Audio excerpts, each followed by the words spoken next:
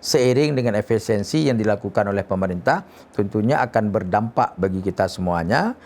Tapi dengan kesiapan kita menjadi manusia-manusia yang produktif, menjadi manusia-manusia yang pekerja, insya-Allah efisiensi ini kita tidak akan begitu terpengaruh dengan penghematan-penghematan yang kita lakukan.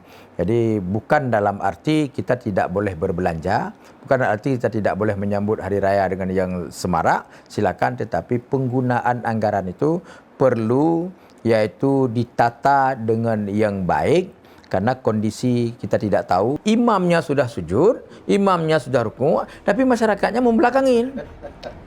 Kenapa ini? Karena tidak sejalan. Masyarakat tidak tahu bahawa ada kewajiban apa dia melihat kepada seorang pemimpin.